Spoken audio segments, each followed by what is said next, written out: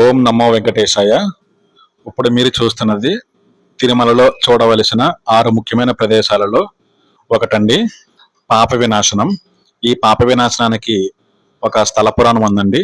అది ఏంటంటే, మహాభారతంలో పాండవులు కురుక్షేత్ర యుద్ధం అనంతరం బ్రహ్మహత్య పాతకం చుట్టుకుందని విచారిస్తుంటే శ్రీకృష్ణ వారు ఈ విధంగా సెలవిచ్చారంటండి. తిరుమలలో పాప వినాశనం దగ్గర స్థానం ఆశ్రయిస్తే గనక మీ పాపాలు నాశనం అవుతాయని చెప్పారంటండి.